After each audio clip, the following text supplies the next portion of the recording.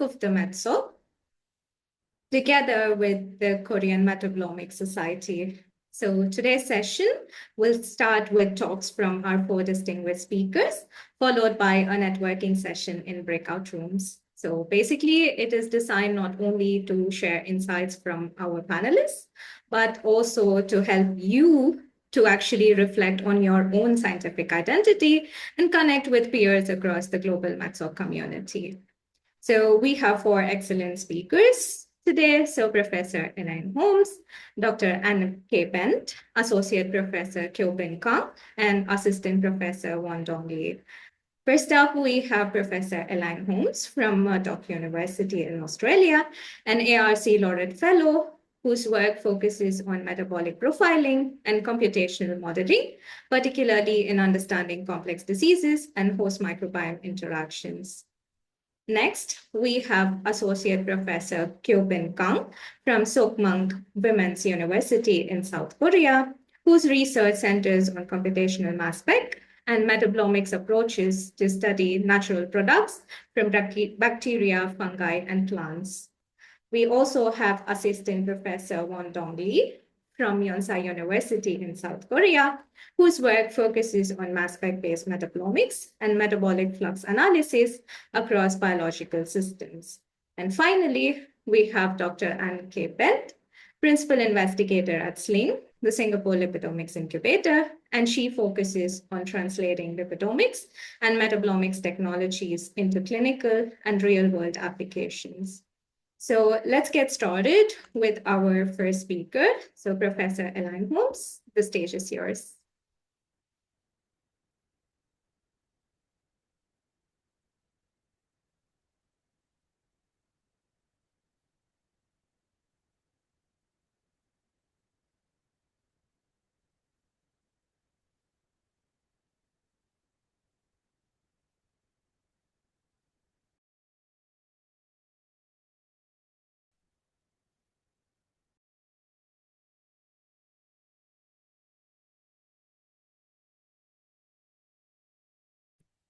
Elaine, we can't hear you yet. Okay.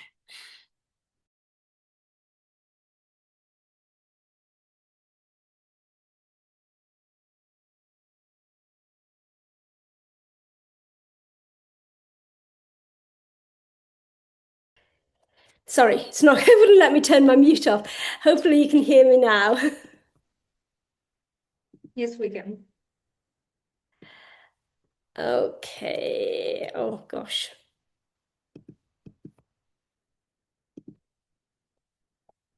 Okay, sorry. So when I was asked to do this, I had a think, and then I thought, how do I introduce this? How do I start? So I thought I'd start by just saying a little bit about who I am and where I came from. So I'm from the UK, in a town called Newcastle, which is just below the Scottish border. And I had a very ordinary upbringing, so took science A levels, and I was the first in family to go to university to study biology.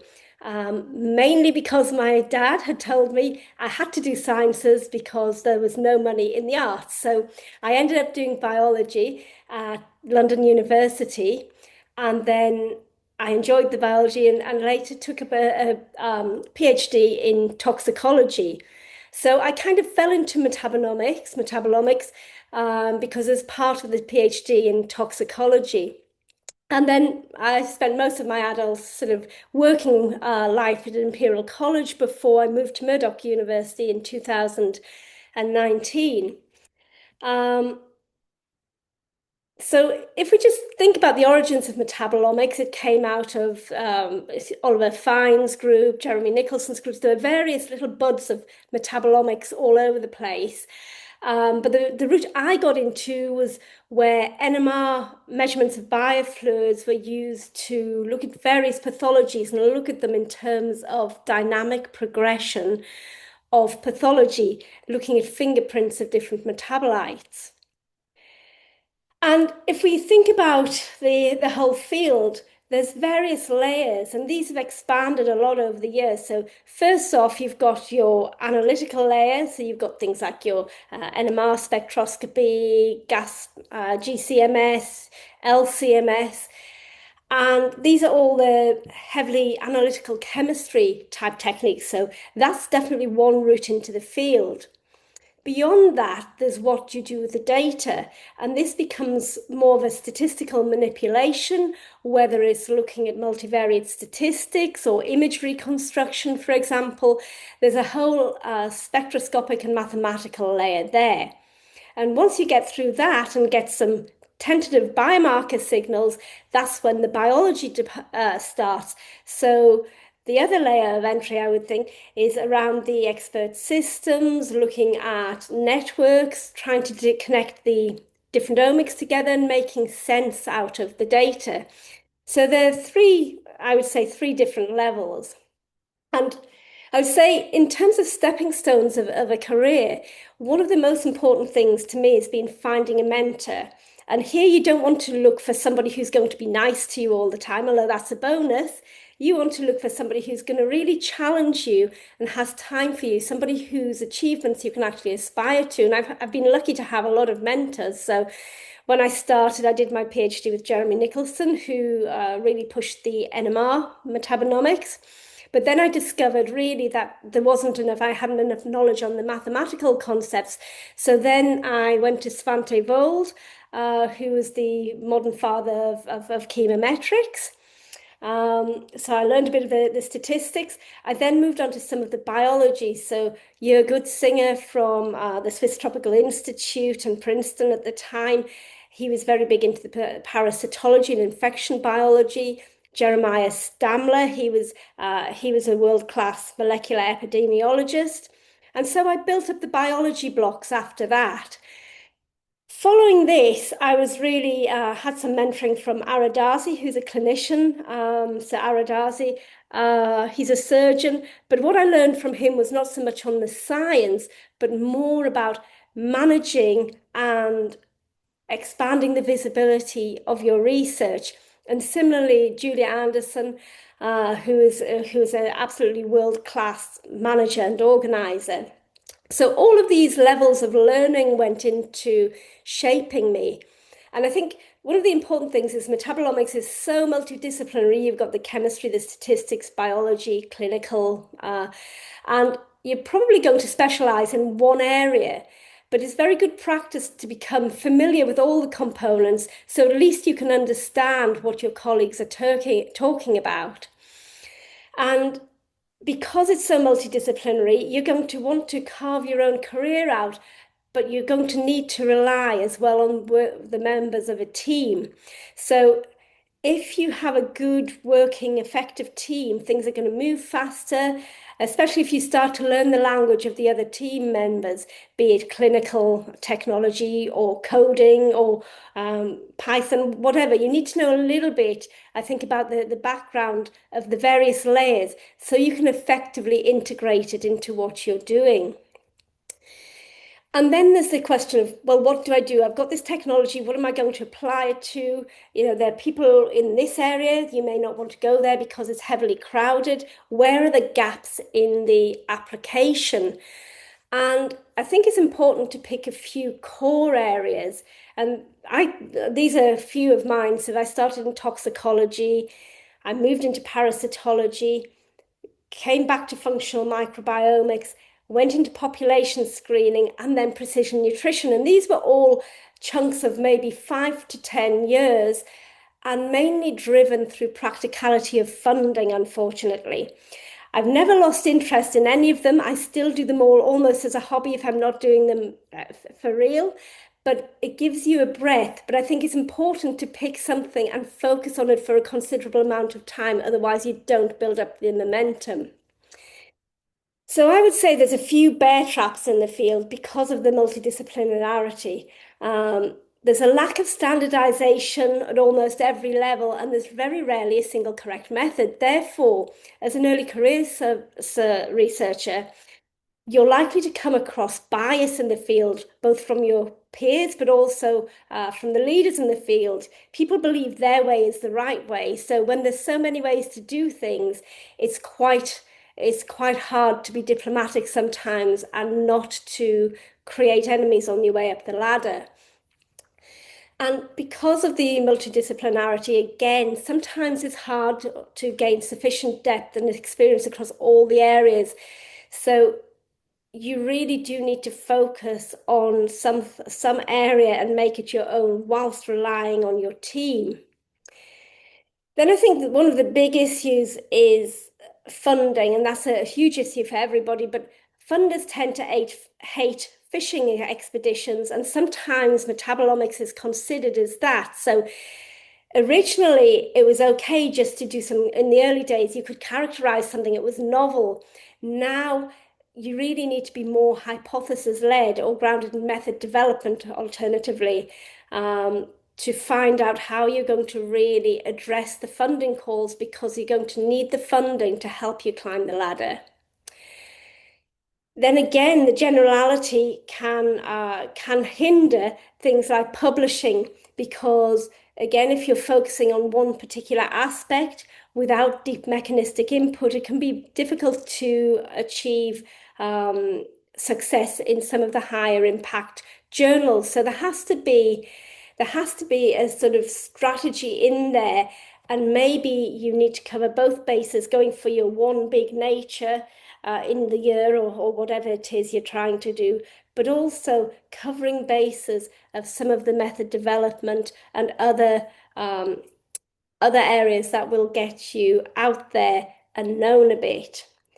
And I couldn't find much about Asian funding schemes, but looking across the globally funding schemes, it is incredibly difficult. If you look at the typical success rates for the things like the Australian DECRA or the European Research Starter, the EU starting grants, you're somewhere between 5 and 20% success, and it seems to be getting lower. So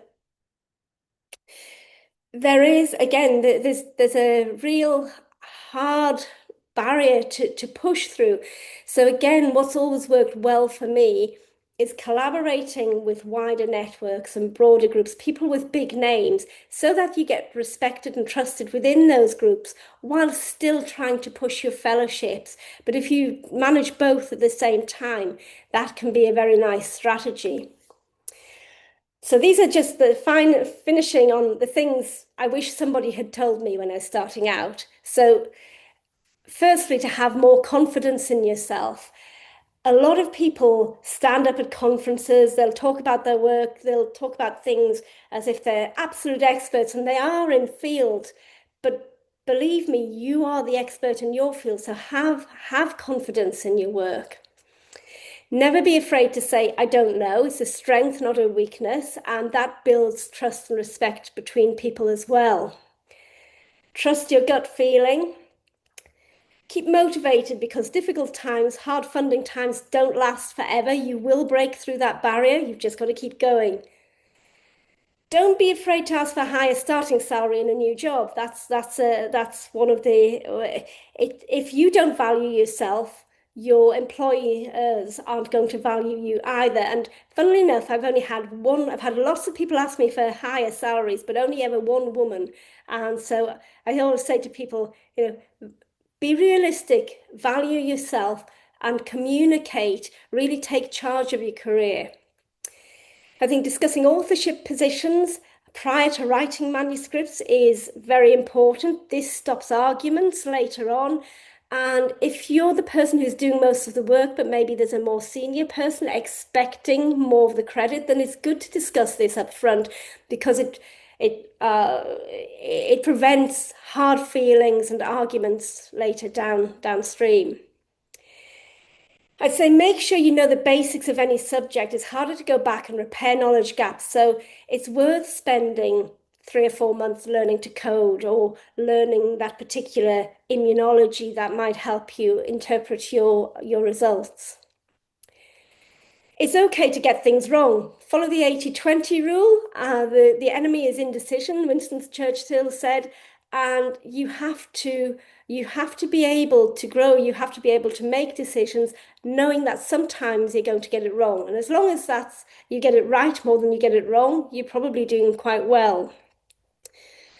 It's a very uncertain world. Funding's uncertain. The whole world climate's uncertain. So adaptability is going to be key. So whilst not spreading yourself too thin and focusing on everything, focusing on a few key areas is key to being able to shift quite slickly when the funders come up with a different strategy. And then finally, make sure you treat your colleagues with respect, whatever their job level. You never know when that person who's working for you is suddenly going to shoot up the ladder and become your boss at any stage. So I think that's a really, really important one. So yeah, that was just a very brief overview on my interpretation on the question. Thank you so much, Professor Elaine Holmes, for your insightful presentation. So we will save the questions for later in the breakout rooms. So next up, we have Associate Professor Kyobin Kang. So the stage is yours. Okay, honestly, I didn't think like I should present something here, but during line of presenting, I quickly organized something I want to tell you. So wait a second.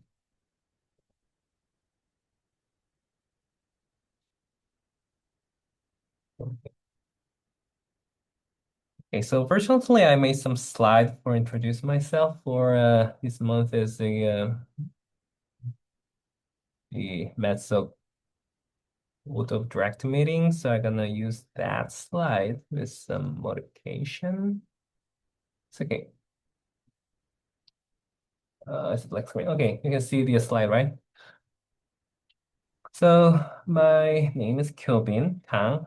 Sometimes I know that it can be confusing for a Korean name, but yeah, Kyobin is a given name. So yeah, sometimes Korean name can have like a blank in our given name. So anyway, so now working as a associate professor in the College of Pharmacy, Women's University, which is placed in Seoul, and then I opened my lab in September 2018, so it's now like 8-year-old lab.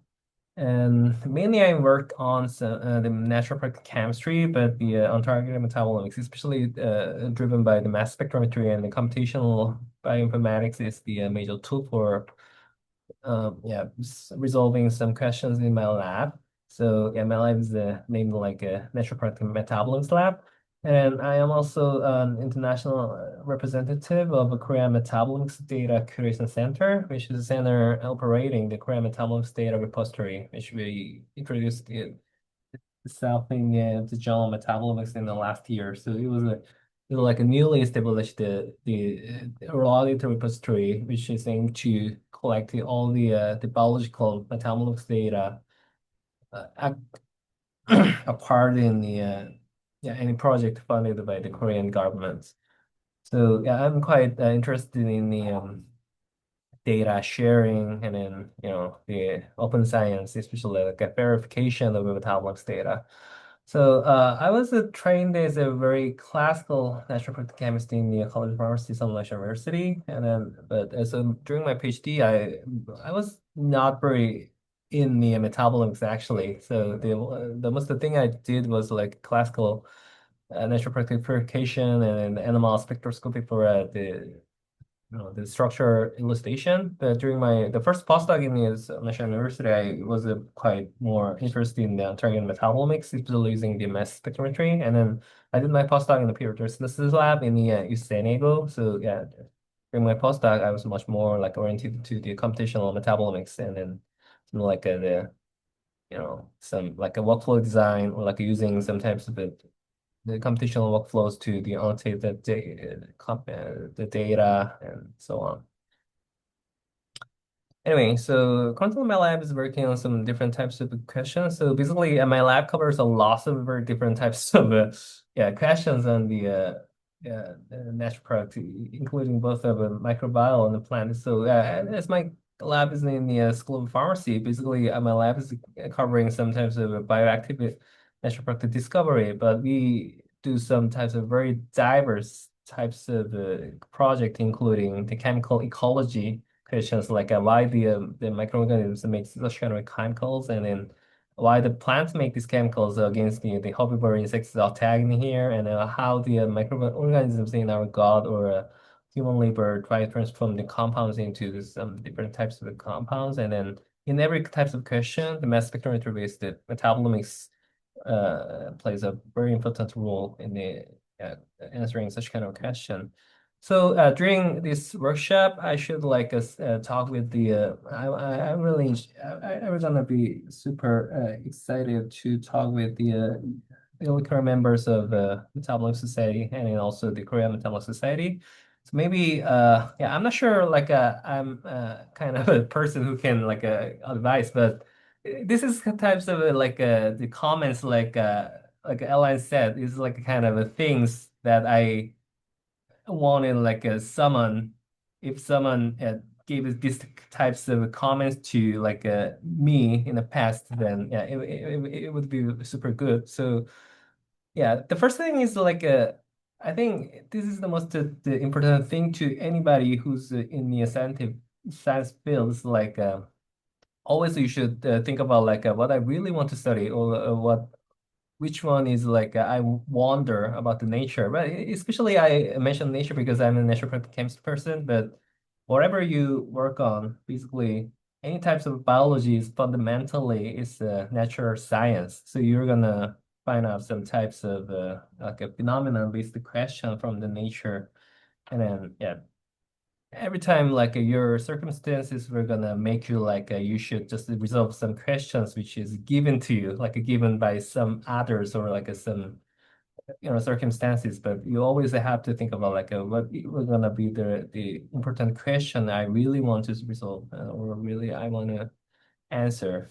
And then also yeah, the second question was I think it was the actually it was the comments I was given by my, the previous postdoc advisor, people were saying like, do not stay in your comfort zone. And then, yeah, every time, especially in the early career, everyone want to stay in your like the domain you're quite used to be, or like, well, metabolomics something, or like yeah, I want just to stay here and just want to go deeper. But sometimes I think like yeah, most of the scientists should have like a one give it like a one extra step from your comfort zone into some other domain you're not very familiar with, and then you should expand like your own field.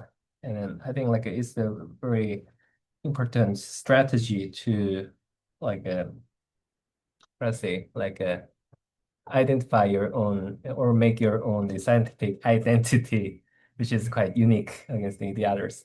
And also, I think like yeah, the third one is like in most of my talk, I always mention this like metabolomics is just a hypothesis generating method. So it's quite yeah, it's quite critical. I know, but yeah, every omics study is actually fundamentally is the unbiased observation, which can give you like a correlational result, but which cannot give you like a kind of a causation, like conclusion. So if you want to yeah, be like if you want to do some types of really concrete science, you have to always think like a metabolism can give you like a 100% sure conclusion on some types of hypothesis. And you have to always remember that uh, the limitation of metabolomics.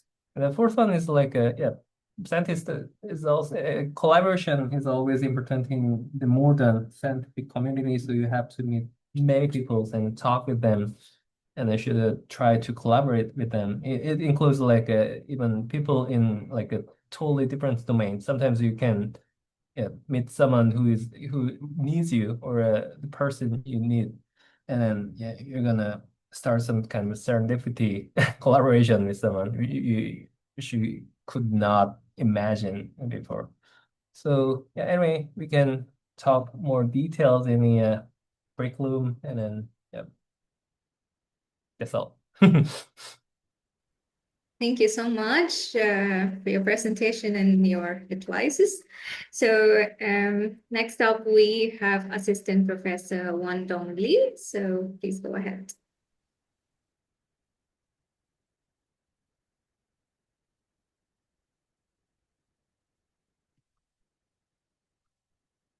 Okay, hope everyone can see my slide. Yes, we can. Oh, awesome, thanks. Okay, I'm very excited for this opportunity to engage with colleagues and talk about my science. So I'm an assistant professor at Yonsei University. Opened up my own lab last year, fall. So it's a brand new lab, only like maybe half a year old now.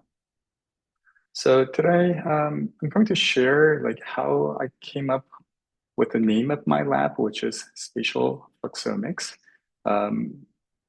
Share some of my journeys throughout my career. So I did my undergrad at Seoul National University in South Korea, moved to Israel, did my PhD in Tumor Shalomi's lab at Technion, Israel Institute of Technology.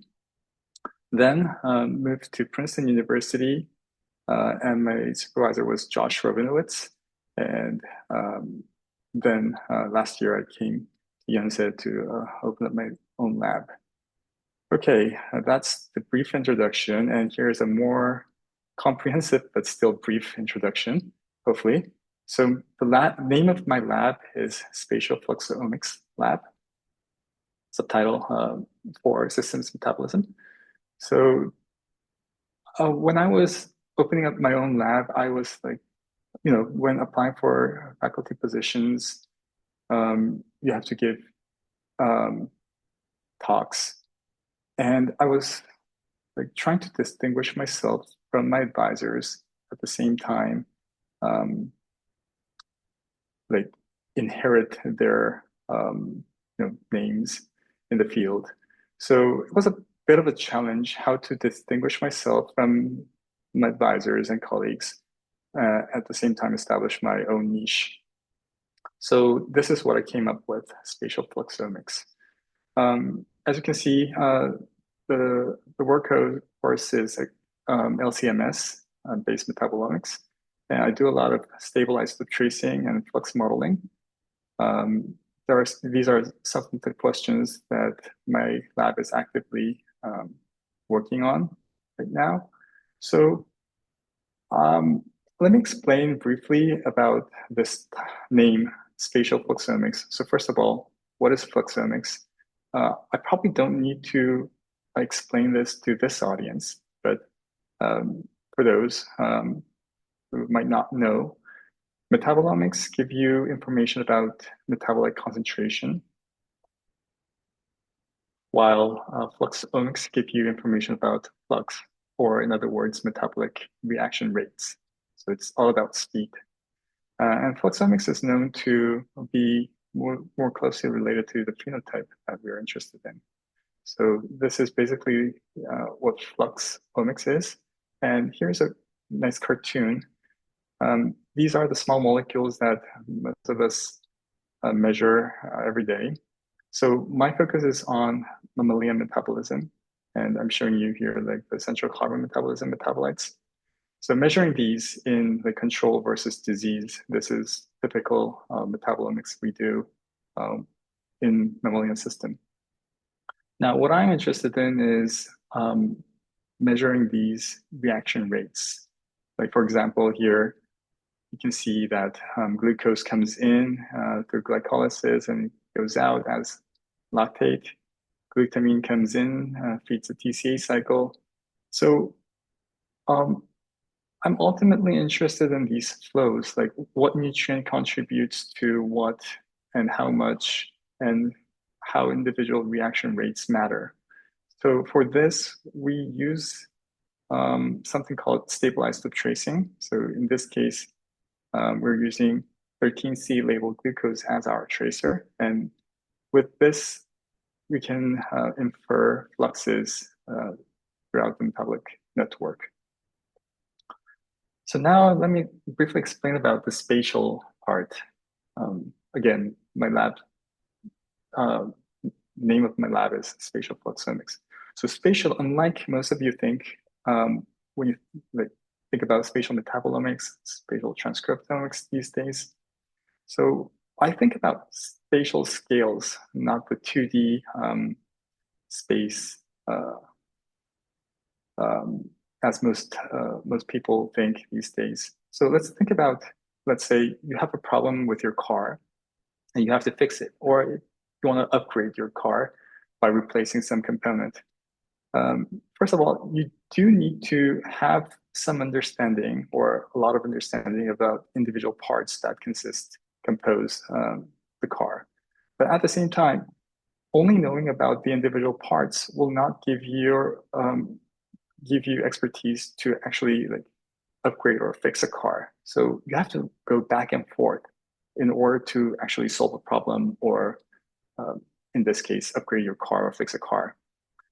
In the similar sense, I thought, okay, my major interest is understanding diseases, understanding physiology. So if you really want to understand this organismal feature better, physiology better, and what goes wrong under pathology or certain diseases, you really need to go down deep into the components, not only to organ or tissue level or cellular level, but also even beyond to organelle level and molecular level.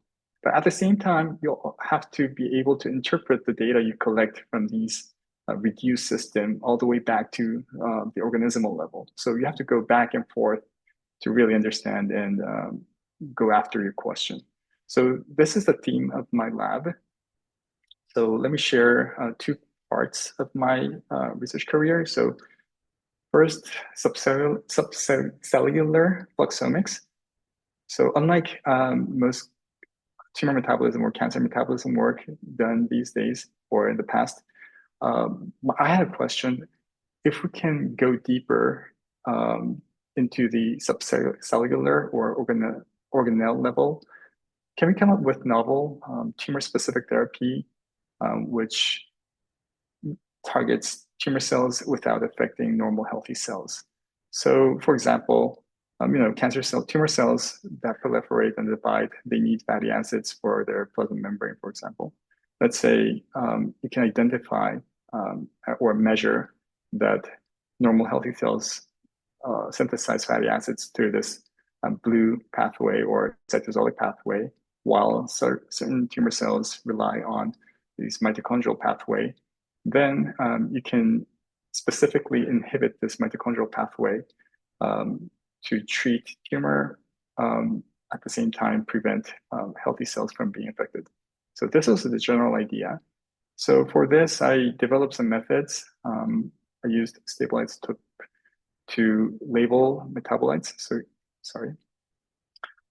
feed cells, tumor cells with 13C glucose, for example, for 5 minutes, 10 minutes, 30 minutes, 1 hour, and didn't do a rapid fractionation, which takes around 30 seconds to separate mitochondria from cytosol. And then to each fraction, I do LC-MS-based metabolomics, I measure the labeling, and then infer fluxes. So you can see this 30-second method was very efficient. It was able to enrich 90% of cytosolic and mitochondrial contents with approximately 10% cross-contamination. So using this, incorporating this with isotope tracing, what you can do is now you can measure metabolic reactions. So here, if you feed labeled glucose, then glucose is breakdown to pyruvate through the glycolytic pathway. This pyruvate goes into the TCA cycle. And then let's focus on citrate for a second. So citrate is labeled, 2 carbons in the citrate molecule is labeled. We call this citrate N+2. So this is first synthesized in the mitochondria and transported out to the cytosol. And with this new method that I developed, we can actually see this. So mitochondrial citrate N+2 labels faster than followed by the cytosolic citrate N+2. We can see the same phenomena with another tracer. Now, I use 13C labeled glutamine as a tracer. Again, let's focus on citrate for a second. So with glutamine tracer, citrate is labeled, 4 carbons of the citrate molecule is labeled. We call it citrate N+4. So first in the mitochondria, exported out to cytosol. And again, with this new method, you can see this. So using this method, I studied how specific tumor cells can be targeted, as I briefly introduced in the beginning, in like STH knockout tumors, or how folate pathway can be compartmentalized with different environmental conditions and gene expression conditions.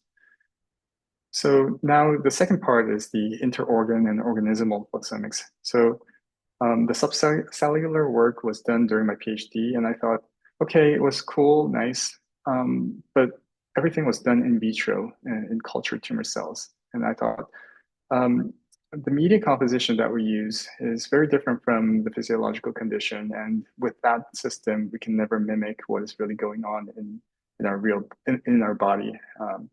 So I thought, okay, I need to switch, or I need to learn how to work with real organisms like mouse. So briefly, here's the catheterization surgery that I learned. I invested like about a year to like really master this. So you can put catheters into vein and artery, and after surgery, you see that the mouse fully recovers and moves around happily. This red button can be connected. Red button is the artery. The white one is the vein. And now with this mouse, you can infuse things from the outside and at the same time collect blood from the artery, and the mouse is like happily moving in the cage. So with this new system or technique, now you can do a bunch of things. My former colleague during my postdoc measured the systemic production or consumption rate of different nutrients and found that surprisingly, lactate rather than glucose is more important TCA fuel. And he went on measuring the contribution of different nutrients to the TCA cycle in different tissues. And recently, he also measured like CO2 labeling from infused nutrients. And these methods are basically what I used during my postdoc. And with that, I studied how acute stress could impact whole body systemic metabolism, at the same time, tissue-specific responses to stress. And also I studied like how blood lactate level is maintained homeostatic, which coordination of and communication among different organs are necessary. So after establishing my own lab, I take the same scheme, spatial fluxomics. So here is an example where I look into subcellular compartment, mitochondria in specific. So if you increase lactate in the blood, the whole mouse becomes insulin resistant, but we don't know the mechanism. So lactate goes into the TCA cycle. It produces something that suppresses insulin signaling pathway. So we're investigating what the sensor is. So this connects the whole body physiology and the subcellular mitochondrial response. And at the same, and a separate project is investigating how muscle atrophy occurs in the tissue level. So how muscle cells and different immune cells communicate in the muscle tissue environment, and how this could contribute to muscle atrophy. So overall, this is how, so today, in the breakout room, I'll go into my personal journey, but with this opportunity, I wanted to give you an example how I connected my PhD experience and my postdoc experience to establish my own niche in this metabolomics-fluxomics field. Okay, thank you for your attention, and I'll be happy to discuss more in the breakout room. Thank you so much. So finally, we have Dr. Anne Kirbent. So go ahead. Thank you. I did not prepare any slides. I wanted to tell you how I got to where I am. I'm in Singapore. I've been here for since 2004. And I helped start the SLING, the Singapore Lipidomics Incubator, which is a research program here at the National University of Singapore. And I never planned on being here for so long. And I think my story is probably a good example of serendipity and what happens if you just keep your eyes open and follow your gut feeling, and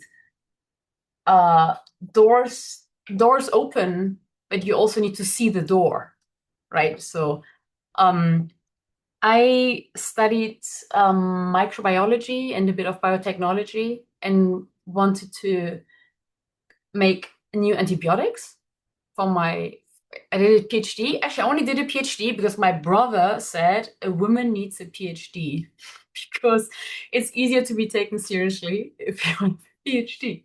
So I will be forever grateful for my brother for kicking my bum and convincing me that the PhD is a good idea. And I agree, it was a really good idea. So I did this PhD already in close collaboration with industry, because what drives me is to do something of which I have the feeling that it will have an impact outside of the lab. That has been like the underlying current of everything I do. And after that PhD, I wanted to work for one of the pharmaceutical companies, Bayer, and make antibiotics. And the job ad said that you need to have 2 to 3 years of an overseas experience. And I think that is because the large pharmaceutical companies wanted to ensure that you have someone who's not only very skilled in particular, technologies, but also, for example, speaks English. I mean, I'm from Germany, so my English was really, really rudimentary. And I think it was good to get that mindset that it's good to leave the country and go somewhere else and become better in English, and also just learn a lot of other things that are beyond just science. So I looked for a postdoc in Asia because I thought Asia, like I for sure want to be in Asia, and it came to this position here in Singapore. And it was planned as a 2 years. And I did a 2 years postdoc on tuberculosis and drug development. And then that didn't go anywhere because the effect wasn't large enough. The effect of the reduction in enzyme activity wasn't large enough of this lead compound we had. And there was another really good learning experience for me when the project got killed. As scientists, our projects often are our babies, and we feel very, very attached to a particular project. And if someone kills it, it can be extremely hard.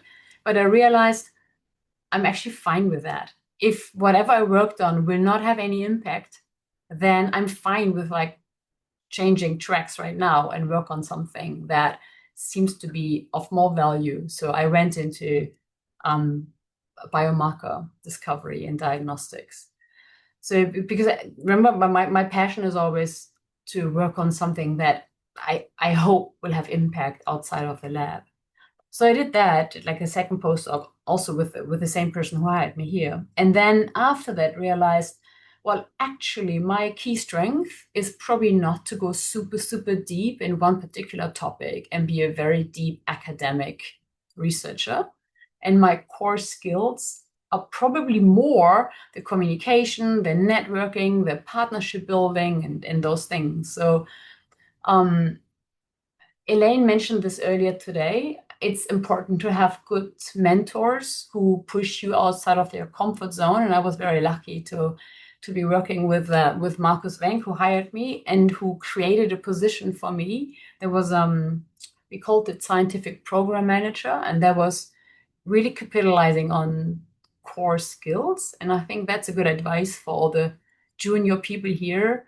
It's good to figure out what are you really good at and what gives you joy, and then lean into that. And for me, that was this whole community building and organizing things and even writing an IRB and those things most people find absolutely nasty. So I deeply leaned into that and did that for also about 5 years. So a bit similar to what Elaine and Tubing said.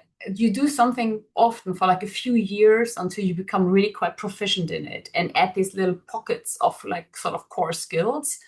And then once you are proficient, it actually becomes a bit boring also. And you need to find something, or at least me, I need to find something new that's challenging and add on to my learning and my skill set. So I did that then by realizing I want to learn how to commercialize something. So I wrote my first grant, and it was a commercialization grant. And that is something I can also really, really recommend that all of you try to do, you youngsters, write a grant. It doesn't matter how small it is, even if it's just $5,000. Mine was $250,000, but it's write a grant. And it is such a fantastic learning to go through the rebuttal process and have money and learn how to spend money wisely and really look at the P&L basically. And writing this grant is, I think, write a grant.